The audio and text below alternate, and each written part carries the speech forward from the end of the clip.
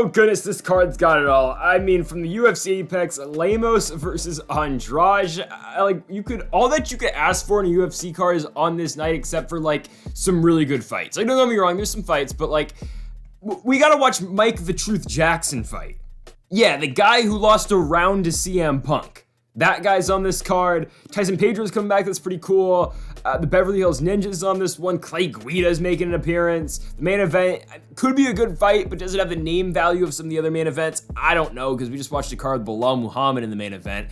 It's another UFC card. That's all I can say about it. And folks, if you have not yet, make sure to hit that subscribe button down below for some more UFC here on the channel. We do one of these every single week. Tomorrow, we should have some Bellator on the channel and some PFL. And actually, today too, we should have another Bellator video going up because there's 2 Bellator cards this week in Hawaii. So a lot of MMA on the channel this week. Hit that subscribe button down below as we are on the road to 10K. Let's get into it. And last week's card, we went 8-6. I'm not gonna lie, it just wasn't a good fight night. Okay, again, 8-6 is not horrible. Yeah, the many technical decisions where dudes are getting, knee in the balls. Bilal Muhammad wins the main event, which is great. Then he calls out Colby Covington, which like stylistically for Bilal is probably the worst matchup in the division because he'd probably just get ragdolled. Yeah, I know, Bilal would probably get ragdolled by Colby 50-43. So that's cool and all. We went 8-6, on to the next, that's all I can say. I never thought I'd see the day. Mike the Truth Jackson's back in the UFC. The guy who fought CM Punk, the guy who came to the UFC and got absolutely destroyed by Mickey Gall. This dude's back. He's a plus 625 favorite, taking on the UFC newcomer in Dean the Sniper Barry. He's sitting at minus 1,000 in the UFC debut. Has he really fought anyone outside the UFC? He had a competitive fight against a guy, a credible opponent back in UAE Warriors in 2020. But other than that, Dean Barry really hasn't fought anyone. But I mean, come on, he's not losing this fight. Okay. For reference, CM Punk won a round off of Mike Jackson. I know all the judges gave Mike Jackson that first round against Punk, but go rewatch that first round and don't go into that fight thinking, all right, one guy's a professional wrestler and the other guy's supposed to be an MMA fighter. Think about this as 2 MMA fighters. Just watch that first round, think about it strike for strike, and think about the takedown that CM Punk gets at the end of that first round. Tell me Punk doesn't win that first round against Mike Jackson. I know Jackson wins rounds 2 and 3, and if he wanted to finish it in the 3rd round, he could have, but he didn't. But just think about that. Watch that fight. Go watch it on Fight Pass. CM Punk wins that first round. Yeah, AEW professional wrestler CM Punk wins that first round. And sure, the guy's going to be the AEW world champ, I'm assuming, after he beats Hangman for the title at Double or Nothing, but that's besides the point. CM Punk won a round off this dude. Dean Barry's going to knock him out in the first round. That's all I have to say. Mike Jackson just isn't very good. It's so confusing because that fight actually was overturned now to a no contest because of the weed, which again, should it be overturned, should it not? That's not this video's purpose. But again, Mike Jackson's not a UFC caliber fighter. He was brought in to fight Mickey Gall. He lost, and then he was brought back to fight CM Punk, and he lost. Oh no, he won, but then it was overturned, no contest. He hasn't fought since 2018. The guy's not really an MMA fighter anymore. I don't know why they have him in the promotion. Dana White said he was never going to fight for the UFC ever again, and now he's back. They're throwing him straight into the Wolves. They're giving him a prospect that they want to build a name off of. Dean Barry's going to win this fight pretty convincingly. It's going to be a first-round knockout. Again, Jackson's technically 0-1 in the UFC, and in professional MMA, I don't know why I have it as 0-0. He's 0-1 because the Punk win doesn't count anymore. Dean Barry, first-round knockout. Again, I don't have to say much about Barry. He's got good striking. He's a fast starter out of the couple fights that he has had professionally so far. He's going to come in here. He'll blitz Mike Jackson. He'll honestly probably put him away in like under a minute. That's what I got to kick off this 13-fight card. And it gets even better because Felipe Lins is back. Yeah, the former PFL champ Felipe Lins is back in the UFC. Well, he was never gone, but the thing is, this guy, and I'm going to go over it, after winning the PFL, he wins the $1 million in 2018 for the PFL. That's cool. He beats Josh Copeland. He beats the Big Show, Jared Rosholt, as well in the semifinals. He wins the PFL Heavyweight Championship. He gets the big contract from the UFC. They book him against Andrei Arlovski. He loses. Okay, that's going to happen to every single heavyweight prospect till the end of time. I mean, who's Arlovski matched up with now? He's got another guy he's going to be taking on. He's probably going to beat by decision. It is, Jake Collier. Yeah, it's probably going to be in a co-main event. He'll probably win 29-28 or 30-27. That's just what the Pitbull does nowadays. Anyways, so Felipe Lins loses to Arlovski. No shame in that. Arlovski's a former champ. That's what he does. Takes on Tanner Boser, who we're going to see later tonight. Boser knocks him out in a round. Boser really hasn't been all that impressive since that fight against Felipe Lins, but that's okay. So Lins then booked against Dontel Mace. That fight is canceled late 2020. Lins gets hurt. He's supposed to fight Ben Rothwell. Lins is to pull out due to an injury. They're supposed to fight Ben Rothwell again. Lins wasn't medically cleared to compete. They're supposed to fight Ben Rothwell again. He withdrew. Then he was supposed to fight OSP. OSP withdrew. Then he was supposed to take on Mirzakhanov, and then he had to withdraw from that fight as well. So now here we are, and now he's down to 205 to fight Marcin Prachnio. Okay, so Lynn's going down to 205 for the first time since when he fought in Bellator back like in 2013. The guy's 36, going down a weight class, taking on Prachnio, who I think I said once was like one of the worst UFC fighters on the roster, because when you look at his first couple fights in the promotion, he comes in, he fights Sam Alvey, fights the fight horribly. He's a minus 220 favorite. He comes in there, he walks with his hands down, just marches at Sam Alvey, just thinks he can, eat punches with his face, and Sam Alvey knocks him out in a minute. Oh, okay. So then he comes back, he takes on Magomed Ankalaev. No shame in getting knocked out to Ankalaev in the first round. That guy's a, top 5 fighter. Maybe he's going to probably will fight for a championship one day. That's all right. Then he takes on Mike Slow Rodriguez. Mike Slow Rodriguez is not the greatest fighter in any means. Like, he's okay. He's a UFC caliber guy, but Mike Slow Rodriguez knocks him out in a minute. If I'm not mistaken, that was a co-main event on Munoz Edgar. Was it? Yeah, it was a co-main event. So I was surprised Prachnio got a 4th fight in the UFC. He got one. It was against Khalil Roundtree, and he beat him. He does a pretty good job of beating Khalil Roundtree Jr. He goes in there, he just outstrikes him basically 4-3 rounds, and then he takes on Ike Villanueva in his next fight, and we're going to see Villanueva in a couple fights on this card, and I thought Villanueva was going to be able to beat him. Wasn't the case. Prachnio boxes him up, he knocks him down, gets him with a very nice body kick, absolutely just folds Villanueva and wins the fight. So that Prachnio, who we've seen his last 2 fights, which was a very different guy from the first 3 fights in his UFC run, because his first 3 fights, again, he knocked down every single one of them in the first minute, or the first round. He got knocked out in all 3 of those fights. But then he's turned around, fought a very good 3-round fight against Khalil Roundtree, a guy in Khalil Roundtree who has got a lot of power. He's always in a fight. He just knocked out Carl Roberson in his last fight, finished Modestas Bukauskas before that. Roundtree's still a solid guy. And Prachnio beats him for 3 rounds, and then he turns after that and beats Ike Villanueva, decent UFC fighter, not great. But him and Felipe Lins, I don't think, if we just get the Prachnio that we've got in the last 2 fights, he'll beat Felipe Lins. If we get the Prachnio we got in the first 3 fights in the UFC, he'll probably still beat Felipe Lins. I think Lins is washed. I don't think he's the same guy after coming from the PFL. He's going out of 205 for the first time in a very long time. Yeah, I like Marcin Prachnio to come in here. I think he's going to knock out Felipe Lins in the first round. I just don't like Lins going down here. I think Prachnio does possess the power to put him out. The same power we saw at the guy when he's fighting in one championship back, 5 years ago. I'm going Marcin Prachnio to pick up his 3rd straight win in the UFC. First round KO of Felipe Lins. 2 unranked flyweights now. It will be Aoriqileng taking on Cameron Ellison. We haven't seen Cameron Ellison in a while. I mean, his last fight was during, I guess the height of the pandemic, November 2020. He was taking on Kyler Phillips, and Kyler Phillips just kind of beat him to a pulse. Fight wasn't all that competitive. Phillips got takedowns in that fight, ended up finishing him on the ground. Yeah, it was, a pretty dominant performance for Kyler Phillips. And what we thought of Cameron Ellison going to that fight in the UFC, his first fight in the UFC, was the guy hadn't fought anyone. I mean, he comes in the promotion. He's coming off a win on Fusion FC at 32. It's a win over Brad Evans. It's at featherweight, and his UFC debut, by the way, was at bantamweight. Now he's going to be fighting at flyweight in this fight against Aoriqileng. But he beats Brad Evans, the guy was 3-14. He beats him by guillotine in a minute. Brad Evans was 3-14 heading into that fight. His fight before that beat the guys 0-1, 4-0 before that, 0-0, 1-1, 0-0. Loses to guys 9-7, then 3-0 before that when he fought in Bellator. Bellator 169. He wins in 20 seconds over Dylan Tuke. Yeah. The main event, by the way, was Ishii versus King Mo. Okay, so it's been a while, right? But the thing is, again, Cameron Ellison, I just don't know how good this guy is because he hasn't fought anyone yet. Yeah, he's shown, okay, he's got some good striking. His submission game isn't horrible as well, but he's fighting guys who he should be able to roll over pretty easily. And now, has Aoriqileng fought the best competition either? Hell no, but at least I've seen him twice in the UFC before, and I saw him in that fight against Jeff Molina, where that's a telling fight, because Jeff Molina is a good fighter. He's a really good prospect right now at 125. And Aoriqileng takes some big shots from Jeff Molina. He lands a couple takedowns in that one, but it was really a striking affair. And, Aoriqileng's in the fight. Molina is beating him on the feet, but there's a point in that 3rd round, very late in the 3rd round, with 30 seconds left. I'm in the fight where Aoriqileng stuns Jeff Molina, and Molina's on his way to a 30-27, or either 30-27 or 29-28 decision victory. And Aoriqileng stuns Jeff Molina. He wobbles him. It wobbles him. If Aoriqileng had 20 more seconds, that fight might have been over, and he might have ended up winning that one by TKO. But Jeff Molina was saved by the bell, and Molina did win the fight. So Aoriqileng turns that into a loss to Cody Jourdain after that.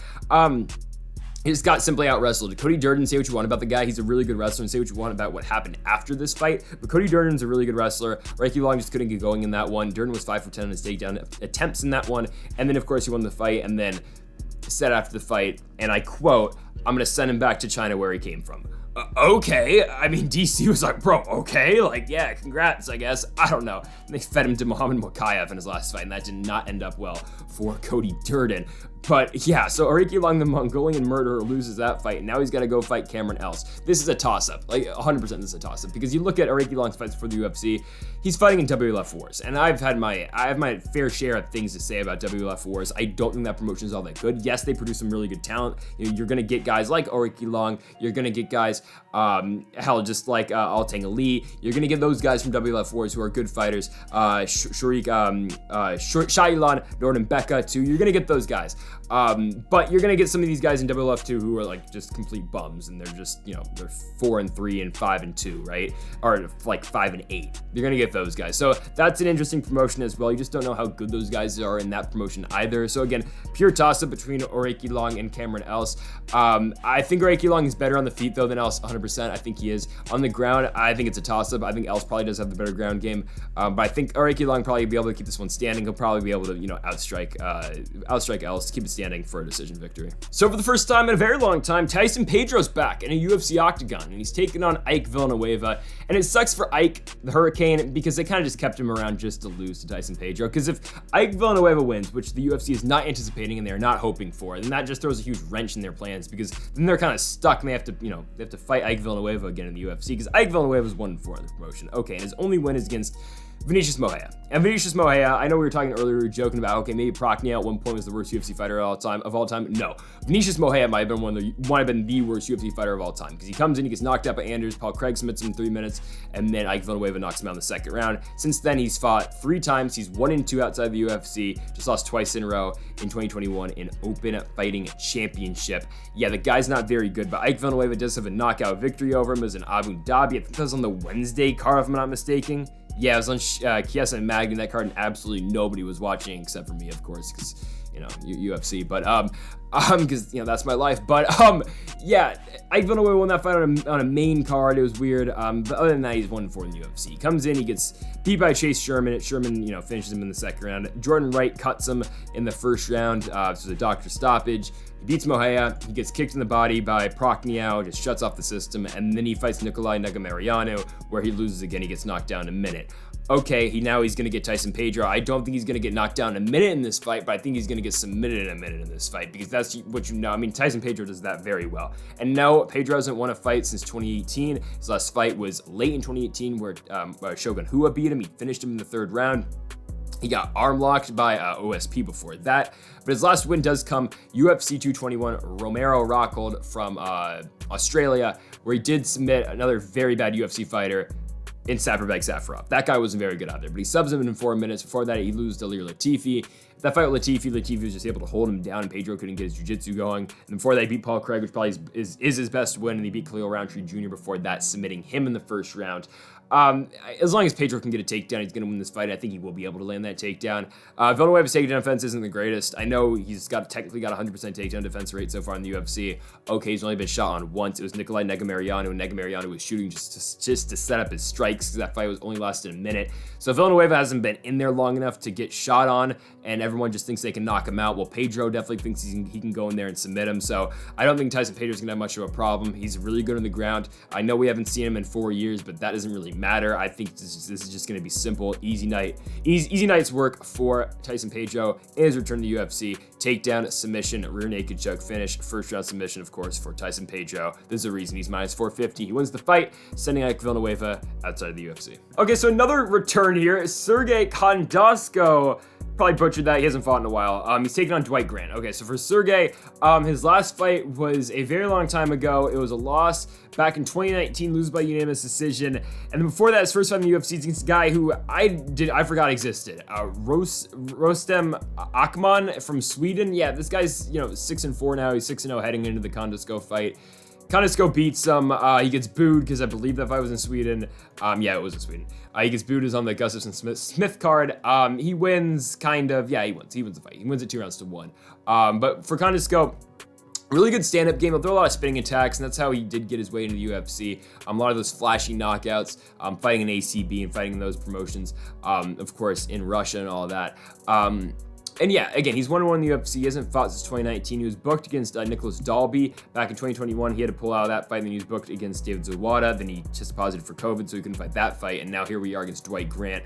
Taking on a Dwight Grant who has traded wins and losses recently in the UFC. He comes in, though. He loses to Zach Otto by split decision. It was a close fight, but Otto probably did deserve the nod in that one. But it's just a bad fight. Don't go watch it. Then he beats Carlo Pedasoli. He wins that one by KO in the first round. He then wins a split decision over Alan Jouban. Loses to Dwight Rodriguez after that. He gets knocked down in the first round.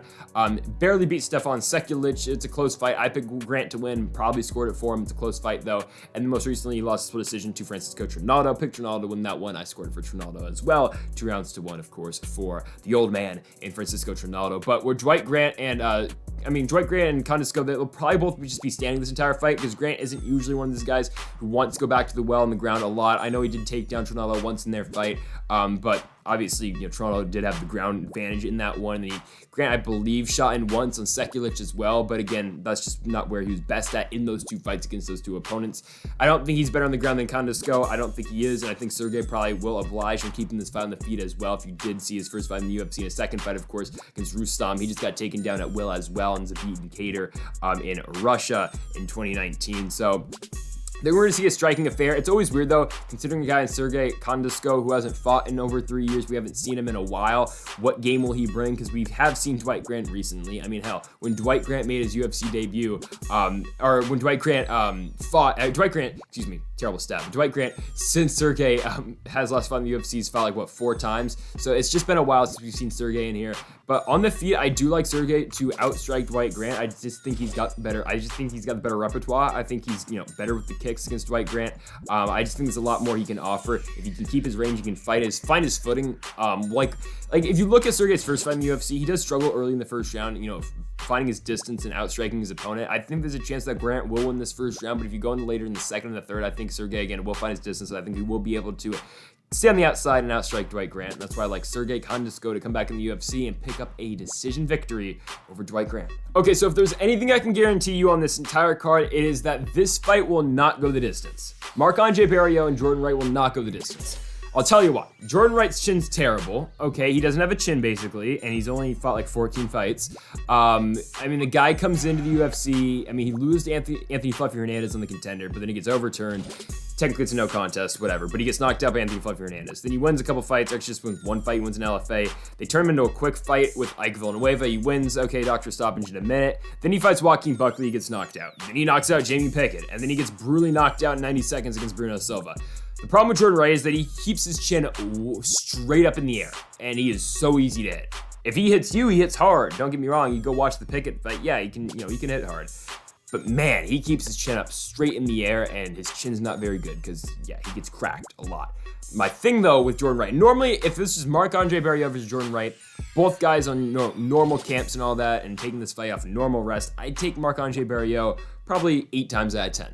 I'm not confident at all now because Marc-Andre Barriault, coming into this one, just fought 2 months ago where he just got knocked out by Chidi Bang Bang, Chidi and Jokowani. Got knocked down in 11 seconds. It was Chidi and Jokowani's debut fight in the UFC, 16 seconds, whatever. Same thing. Gets caught with a big overhand right, gets knocked down in a minute, or in 16 seconds. It's hard picking a guy who just got knocked out 2 months ago. It truly is, especially because this fight is on somewhat short notice because Jourdain Wright was supposed to fight Roman Kopylov. Is a fight that I did really like for Wright. I thought he'd probably win that fight pretty easily. I think this fight, I wouldn't say it's easy for Wright, but I just think considering, Barriault's state right now, he just got knocked out 2 months ago. He shouldn't be fighting this quickly. It kind of sets up for it sets the path to victory for Jourdain Wright. I think straight up fighters, I think Barriault might be a little bit better. But again, considering that Barriault just got knocked out, I think, if Wright is able to catch him, he'll be able to put him down early. But the thing again is, no matter how bad your chin is, and this applies for both parties here, if Barriault's chin's horrible still coming off that knockout 2 months ago, it doesn't matter. If he can just touch Jourdain Wright before Jourdain Wright can crack him, he's going to win the fight. It's going to be whoever can land that big first shot of this fight is going to win the fight. I think it's going to be a first round knockout either way. Like whatever the under is, take the under. Because I truly think this is going to be an early knockout. I think it's going to be a short night in the office for both these guys because someone's getting knocked the hell out. I think it's gonna be Marc-Andre Barriault. The guy's gonna get knocked out. I know Wright keeps his chin up in the air, but sure he might get cracked. but I think he'll be able to take more damage than Marc-Andre Barriault is able to. And I know, again, he got knocked out brutally by Bruno Silva, but you know how hard Bruno Silva hits. You know how good Joaquin Buckley is, and Anthony Hernandez is a good fighter too. And again, you can go through Barriault's fights before the Chidi and Njokuani fight. Like, yeah, he looked good against Dalcha Champion, but Dalcha Champion's, you know, not a champion in any, you know, sense of the world right now in the UFC. He beat Abu Azaitar. I don't think it's in the promotion anymore. He beat Oscar Peota, but that fight got overturned. He lost to Junior Park, lost to Jotko, lost to Andrew Sanchez. Yeah, Marc-Andre Barriault is not that great, honestly. I think I picked him to beat Njokuani. Shouldn't have done that, but again, I can't pick a guy who just got knocked out 2 months ago. I can't do it. Can't do it. He just fought in February and he got knocked down in 11 seconds, 16 seconds. Taking Jourdain Wright by first round knockout. It's not that I'm all that impressed with Jourdain Wright, but I do know Jourdain Wright hits very hard. Barriault does hit hard too, but I don't think he's got that. He definitely doesn't have that one-shot power that some of these other guys do have. And I think, again, even though Wright's chin's not the greatest, I think it's going to take more from Barriault to put him away, unlike what Bruno Silva and Joaquin Buckley did. Because again, we can talk about how bad Wright's chin is, but Bruno Silva hits pretty damn hard, and Joaquin Buckley hits really hard too. Barriault does not compare. So again, even if Wright does keep his chin out in the air, I don't think it's going to be enough for Barriault just to touch him once and put him down. I think it's going to take a little bit more. Unlike if Wright touches Barriault, I think considering only the 2 month layoff, I think he will be able to put down Barriault early. So that's why I like Jourdain Wright, the Beverly Hills Ninja, to come in here and beat Marc-Andre Barriault first round knockout. Yeah, you know, pushing all the chips to the center of the table. Yeah, for Jourdain Wright, we're going with the Beverly Hills Ninja first round KO. So it's a clash of styles. We got Luis Cosce taking on Preston Parsons. Both these guys 0-1 so far in their UFC runs. As for Luis Cosce, it looked like he was going to make short work of Sasha Planatlikov in his UFC debut back in November of 2020 when he on the UFC 255 card, because he puts down Planatlikov pretty early in that first round. He's really blitzing Sasha early in the fight, and he's beating Planatlikov with a punch every single time in the first round. But as that fight progresses, you go into the second, you go into the third round, Planatlikov wins late, and eventually Sasha Planatlikov finishes Luis Cosce in the third round. He's on his way to win a decision, probably 2-1, but yeah, Cosce tires really easily, and Planatlikov eventually, as the fight progresses, just keeps putting it on Cosce, and he ends up winning the fight in the third round.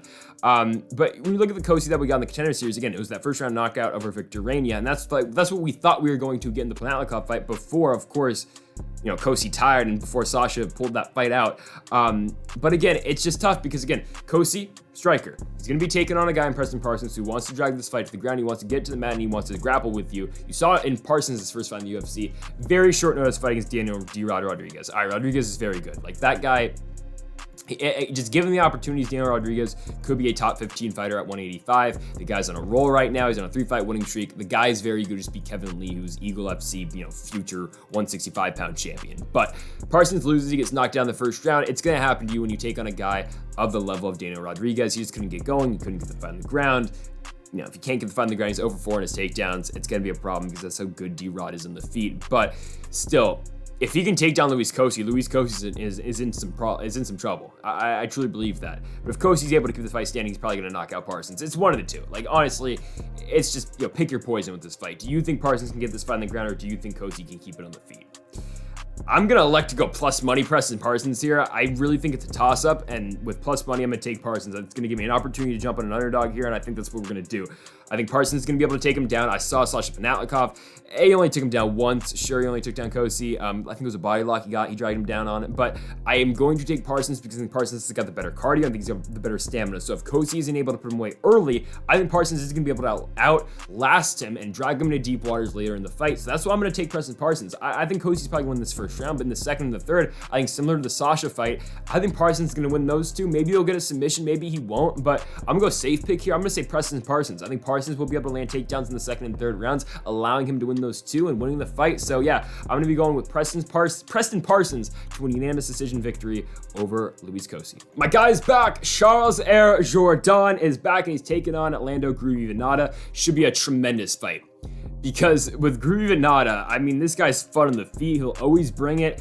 What his opponents always want to do with him, they always want to wrestle with him. Because Vannata is not the greatest in the ground, and that's what Bobby Green did when he beat him, even though Bobby Green was beating him on the feet anyways. But still, Bobby Green looked for the takedowns a little bit. Mike Grundy definitely wanted to take him down. Mark DeCasey tried to take him down. Matt Frivola tried to take him down as well. But this isn't going to be the case with Charles Jourdain, because Charles Jourdain wants to stand there and he wants to strike. Watch his last fight against Andre Ewell. My goodness, he finishes the fight with this Sparta kick. I mean, my goodness. Charles Jourdain is so fun to watch. This guy's striking is incredible. He's always throwing. He's always pushing the pace. 137 significant strikes landed in his last fight in December of 2021 when he beat Andrade.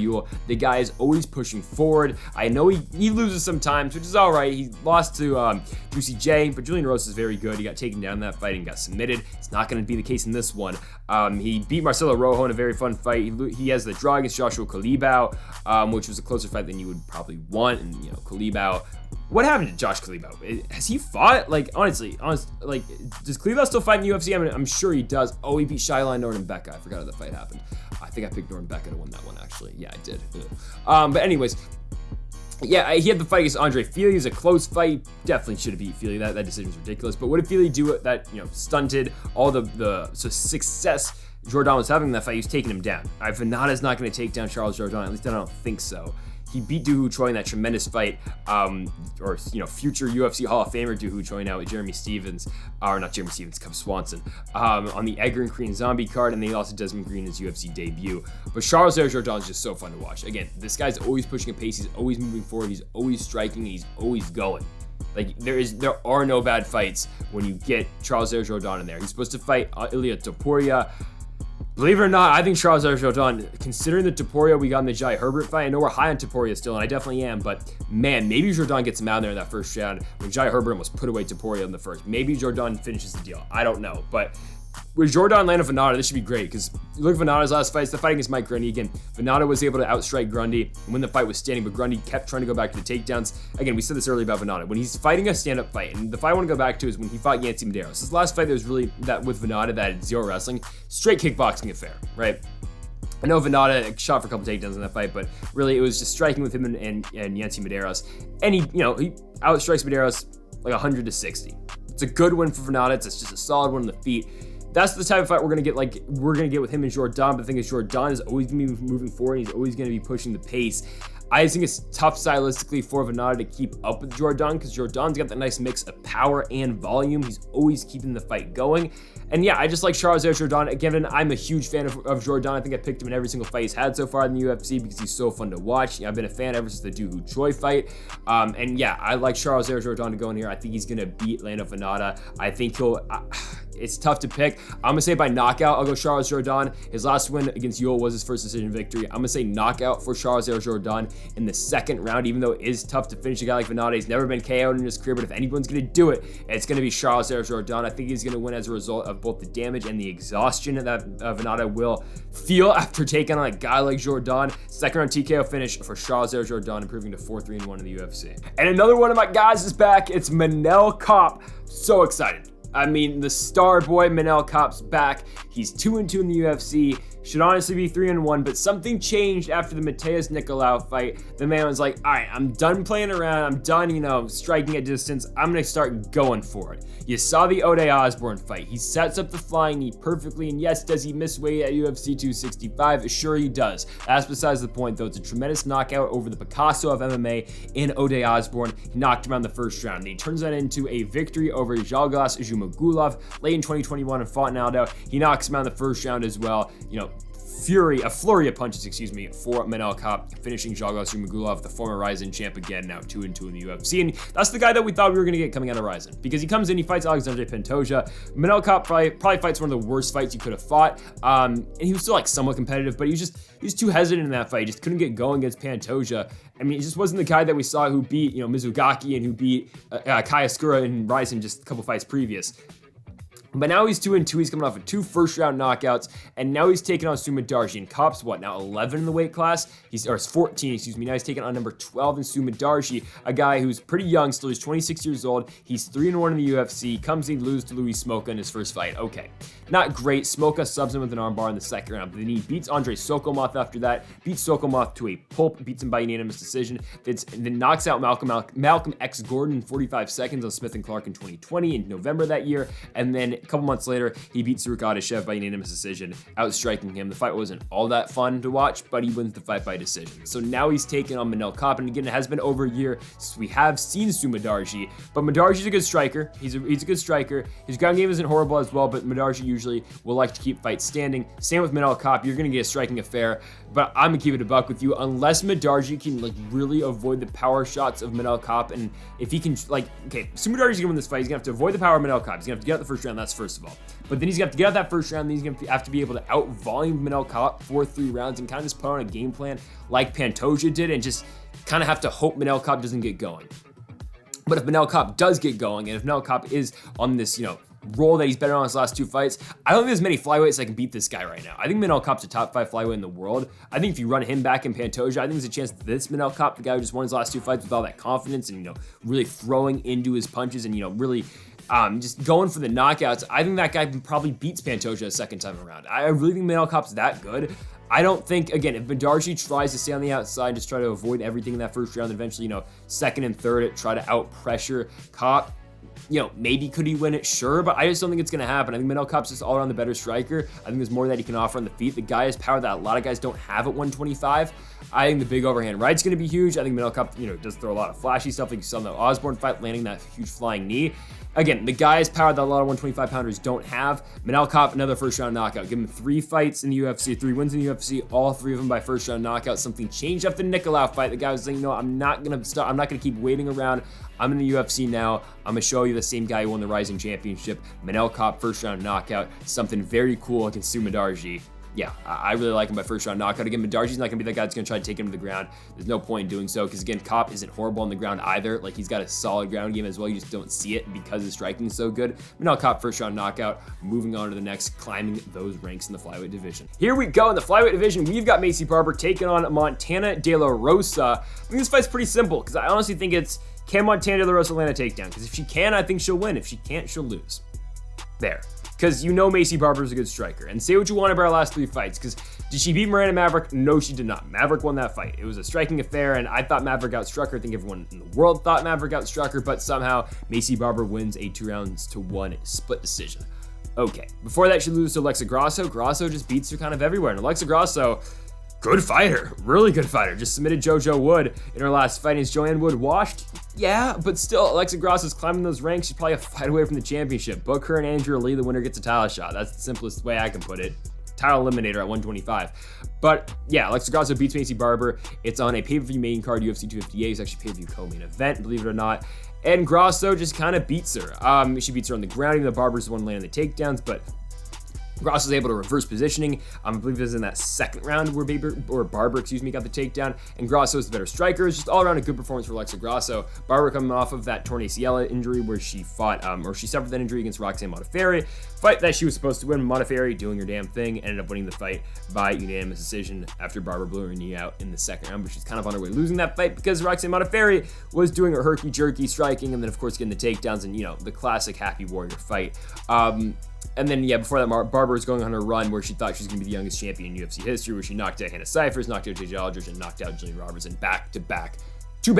Now, she's taking on Montana De La Rosa. And Montana De La Rosa, you know what Montana does very well. She's a good wrestler. And when she's on top, she's got very good top pressure. She's able to sink in submissions. And that's just the game of Montana De La Rosa overall. Because you saw her last fight against Ariane Lipski. Lipski's got solid jiu-jitsu in her own right, but Montana was able to get that fight to the ground using her takedowns, and then she just, kept pouring on the ground pound. She had 7 minutes of control in that fight, and the fight only lasted like 8 minutes. So that just shows you how good on the ground Montana De La Rosa truly is. She had the fight against Mayra Bueno Silva, where she was supposed to lose, but Silva grabbed the fence, and Mayra Bueno Silva, by the way, just beat Wu Yan-nan. He got that fight right last week, I'm just saying, but I think kind of everyone did, honestly. But Silva grabs the fence in that first round, I think it was, gets deducted a point. Second round gets deducted a point. Montana wins 1 round, Bueno Silva wins 2, but with the point deduction, it's a draw. And then before that, Montana De La Rosa went all 3 rounds of Viviane Araújo, which was, good for her, because I didn't think she was going to get 3 rounds with Araújo, and yeah, she loses every single round in that fight, but that fight's really competitive, honestly. Like, De La Rosa hangs in there. It's a better fight than I thought she would have fought against Araújo. She beats Mara Romero Barella before that. Barella wasn't great in the UFC. Loses to Andrea Lee by unanimous decision, but again, we're talking about Andrea Lee like she's probably next for a title shot after Taila Santos, if she's able to get through a fighter such as Alexa Grasso. That's just easy matchmaking if they do it. I don't know, but that should be a title eliminator. She beats Nadia Kassem before that, does De La Rosa, Rachel Ostovich before that, bare knuckle fighting zone, and then of course wins on the Ultimate Fighter before that on the Ultimate Fighter finale card. She was on the season at 125 with Gaethje and Alvarez, one of the worst tough seasons ever. God, that was boring. But it did give us that classic picture with Justin Gaethje and all of those female fighters that you see on MMA Twitter all the time. Anyways, Barber and De La Rosa though, I said at the beginning of this preview video that it's simple. If Montana De La Rosa can land a takedown, I think she'll win. Because if she's able to land in the first round, she'll be able to land that in the second and the third. If she's not, Barber's going to keep this fight standing, and she'll either finish Montana De La Rosa on the feet or beat her to a 30-27 decision, just because De La Rosa's striking just isn't great. Like, I know in the Rucha fight, yeah, she held her own, but she was still getting outstruck every single time. Like, the numbers look close, but still, Aoriqileng is doing the more damage. De La Rosa's strikes just aren't that powerful when they are standing. When she's on top, yeah, she can apply some really good pressure and put some really good power into her punches with her ground and pound and all that, like she did finish her last fight against Lipski. But on just straight up stand up, yeah, Barber is going to be the better striker. She's by far going to have more power. She throws big overhand rights and all of that. And it's just, again, dependent on if Montana De La Rosa can get that takedown or not. So you got to look at the takedown defense out of Maycee Barber. And you look at her last fight against Miranda Maverick. Maverick was able to land one, but in that fight with Barber and Maverick, it was Barber who was the one who was trying to get the takedowns, because Maverick was beating her on the feet, and Maverick should have won the fight on the feet, but the judges gave it to Barber. But Barber had to resort to her takedowns because she thought she was getting beat on the feet, and she was getting beat on the feet by Miranda Maverick. Alexa Grasso never tried to take her down. It was Barber again trying to get the takedowns. Modafferi took her down once. I believe that was late in the first round, or late in the third round. But I mean, the fight kind of kept on going to the mat because Modafferi knocked her down in the second. So, man, it's an interesting stylistic matchup in this one between Montana De La Rosa and Maycee Barber. Again, it's just dependent on if De La Rosa can get that takedown or not. I'm going to say she is able to get it. Yeah, I'm going to take the upset pick. I'm taking Montana De La Rosa to beat Maycee Barber. I think she's going to be able to land the takedowns. I think she's going to be able to get it down. I also think Montana's going to surprise people on the feet. I don't think she's going to be winning on the feet, but I think she will make it competitive to the point where Barber then's going to have to worry about some of the striking De La Rosa will offer. Then she can switch it up and go back to the takedowns. Going Montana De La Rosa with the upset here. I think she will be able to beat Maycee Barber by decision.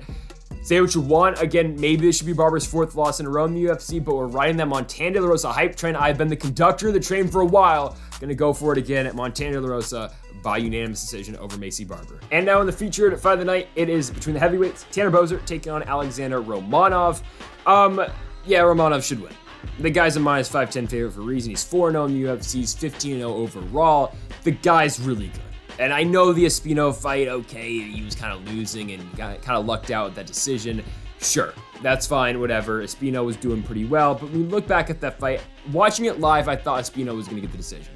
Watching it back now, I scored for Romanov. I don't think that fight's as bad as you remember it to be. I just think it was all of that domination Romanov had before that Espino fight. You thought he was going to roll right through Espino. He didn't. Still, though, I think he won the fight. And Juan Espino, like, this guy doesn't fight. I don't know. He just hasn't fought since the Romanov fight. I hope he fights again.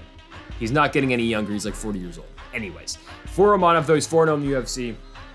Comes in, he beats the brakes off of Roque Martinez. He subs him with an arm triangle in the second round. Domination. Romanov, very, powerful guy. He slams everybody. He used to be a super heavyweight. The guy's got so much strength, and he's able to get fights down to the ground all the time. So he beats Roque Martinez. He beats Marcos Rodrigo de Lima, subs him with a forearm choke. It's really brutal, too. Just puts his damn forearm into his neck, and then he just strangles him. It's just what happened. He subbed him in the first round. And he beats Espino by split decision, and then he beats Jared Vanderaa after that, finishing him by TKO with the ground and pound. Again, smash everybody brother, even though he's not from Dagestan, but still he's from Moldova. Espino's good, but Romanov's very good, man. Now he's taking on Tanner Boser, and I like Boser. I do. I've been high on Boser for a little bit. I really liked what I saw when he beat Felipe Lins, even though I thought Lins was going to beat him, but he knocked out Lins, showing off the power. And, Boser's not a huge heavyweight. His last weigh-in when he fought OSP, weighing at what? 240. He's not a huge guy at the heavyweight division. Don't get me wrong, he's, bigger than like a Dwight Clark, who just finished Will Knight in his last fight at heavyweight. By the way, Will Knight, what are we doing, man? But yeah, he beats OSP in his last fight. He beats him by TKO. He's dominated OSP. OSP couldn't get going in the feet. And now Ovince St. Preux fighting Shogun Hu on a main card of a pay-per-view next month. Okay. And then before that for Boser, he loses to Ilir Latifi, and that's the fight that I want to point out, because he loses to Andre Arlovsky. Every heavyweight loses to Arlovsky. He beats Rafael Pessoa, that's cool, and knocks him out in the second round. Herb Dean pretty late on the stoppage. I don't care. The fight you got to talk about is Tanner Boser, Ilir Latifi. Okay, if Ilir Latifi is able to keep down Tanner Boser for 2 rounds, what the hell is Alexander Romanov going to do to Tanner Boser? My point exactly. That this fight's not competitive. I like Boser. I think he's a good fighter, but man, Romanov's on a different level than this guy right now. He's so powerful. He's got so much strength. He's gonna be able to take down Tanner Boser. He's gonna be able to just ground and pound him to. He's just gonna maul the guy on the ground, dude. Like, I don't think this fight's gonna last all that long. I'm going first round TKO finish for Alexander Romanov. I think he's just gonna go in there, take down early, really work the ground and pound. Maybe I can see a second round finish, but I think we'll get it very late in the first round. Alexander Romanov, King Kong, gets it done. He remains undefeated, 5-0 in the UFC, 16-0 overall. Yeah, give this guy some high-ranked opponents. I like him, though, to beat Tanner Boser by first round TKO with the ground and pound.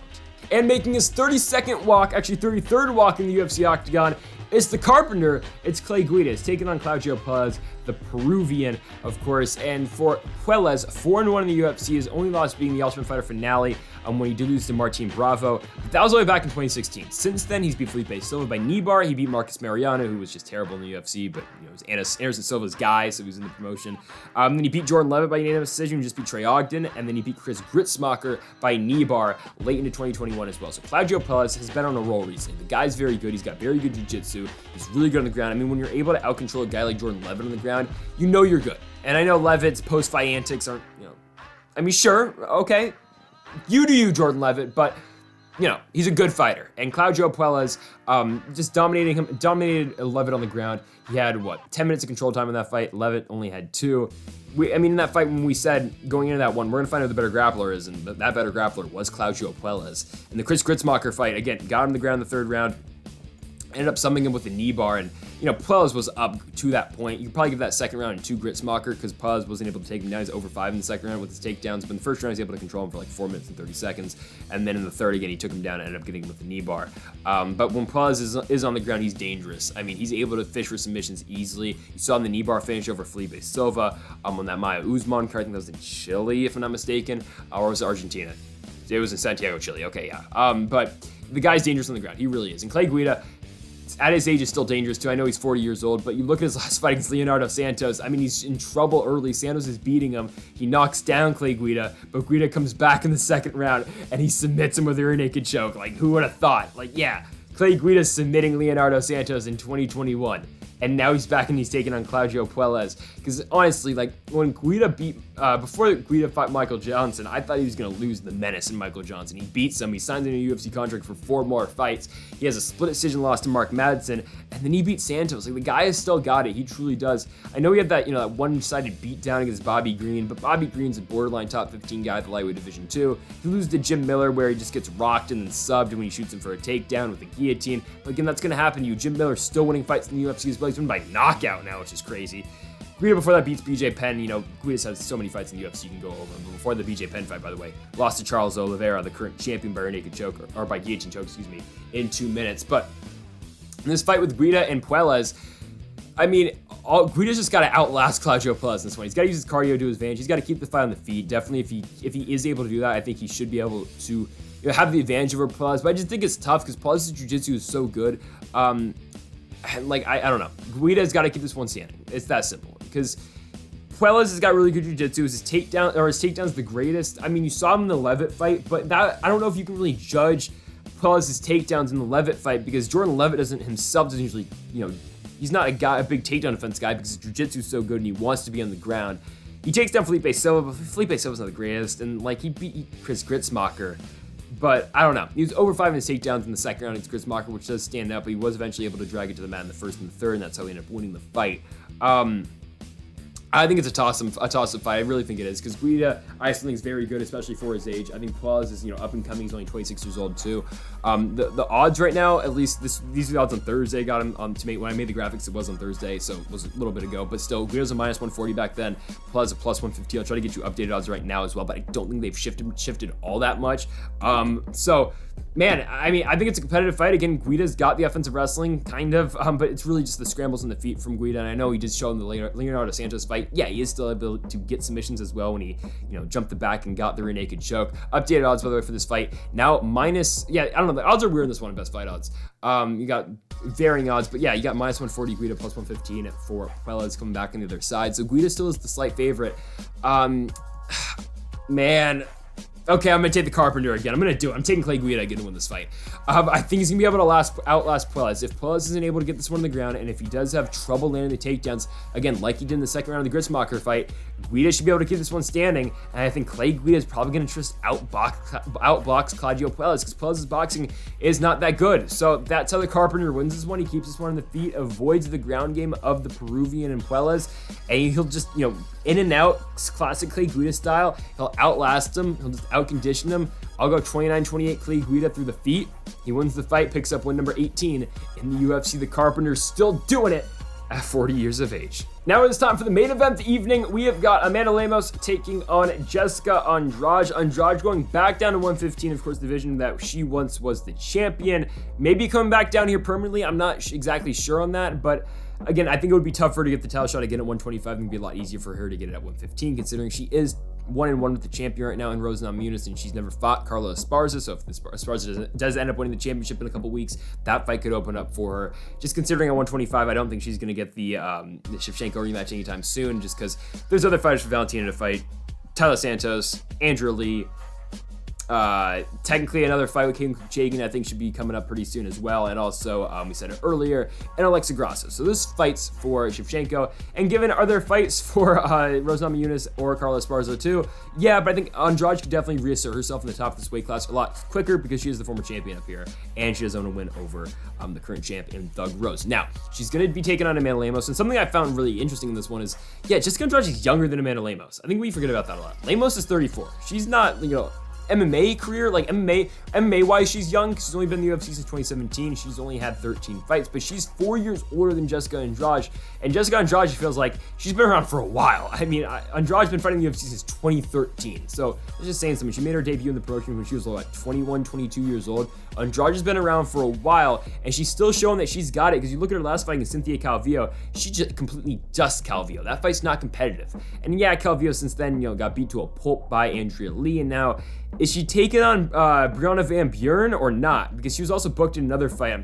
kind of blanking on it right now, but Calvillo's currently booked in 2 different fights. She's got one against Brianna Van Buren, and then she got the other one against Nina Nunez. I don't know which one is happening. Are they both happening? I don't know, because or Brianna Fortino, I believe now is her name, but is the Brianna fight happening at 115 and the Nunez fight at 125? I don't understand, because Nunez is supposed to be going down to 125 after, or going up to 125 after fighting Mackenzie Dern at 15. I just don't know. But anyways, Calvillo is on a 3-fight losing streak too, so that is unfortunate for her. But Andrade just goes in there and just completely dominates her. Calvillo can't get going. Andrade is way too quick, and I think that might be a thing in this fight with her and Lemos. I think she might be a little bit too quick for Lemos, but I know Lemos' striking is quick and she's good, but man, when you look at Lemos, she just had a competitive fight with Angela Hill, and Angela Hill had a good and close fight with Andrade too, but you can really make the case Angela Hill wins that fight. Like, I know Lemos does knock her down in the first round, but in the second and the third, Hill really does start to turn on, and she really does start, working her game against Lemos. I don't know if that really applies, though, to this Lemos and Andrade fight, because I think both these two are going to come out, they're going to come out swinging in the first, and I think someone might get knocked out in the first round, considering Lemos is fighting against Montserrat Ruiz or Conejo, or whatever her name is. Knocked her out in the first round pretty quickly. It was that Chris Tione stoppage, but it was a good stoppage. Lemos knocked her out pretty early in that fight in 30 seconds. Lavinia Souza, she knocks her out in the first round. The Muziki Inoue fight, she just beats her up basically for 15 minutes. She knocks down Inoue in that fight too. And then the Miranda Granger fight, she subs Granger in the first round. The only loss for Lemos in the UFC is her first fight of the promotion, when she fought Leslie Smith all the way up at 135. Leslie Smith, of course, a former fighter at 145 for a little bit. Actually, she fought at 140. And she fought at 145 too. Yeah, well, she's fighting 145 right now. Excuse me. Yeah, she fought Cyborg 145. Forgot about that.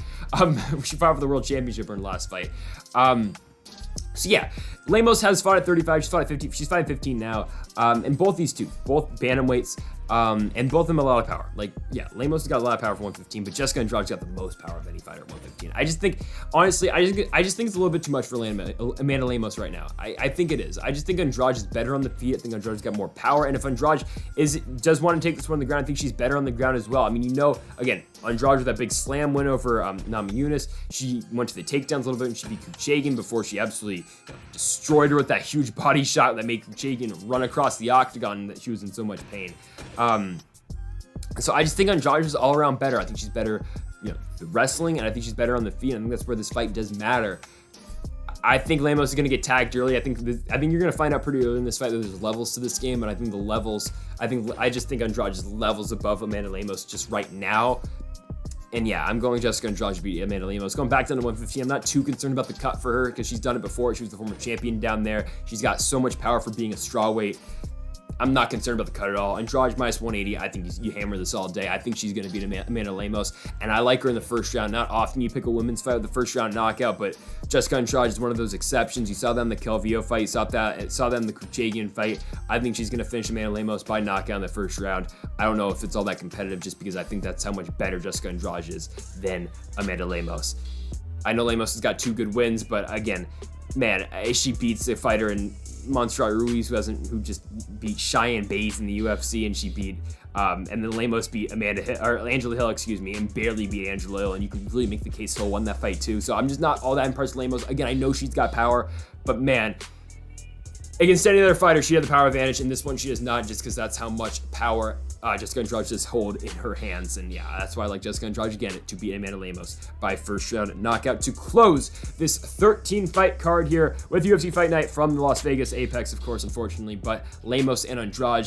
Thank y'all for watching, folks. We do, again, these UFC videos every single week. We'll be back. We have 4 MMA videos going out this week. We got this card, of course, with Lemos and Andrade, and we got the 2 Bellator cards hailing from Hawaii, and also we've got PFL 2022, the regular season, episode number 1. Hopefully it's not tape delayed like the Contender Series for PFL, but we have got Jeremy Stevens and Clay Collier in the main event. Should be a fun one. I'll be talking about that card again tomorrow, so be on the lookout for that. Folks, thank y'all for watching. Leave a like if you did enjoy the video, and Mamba forever.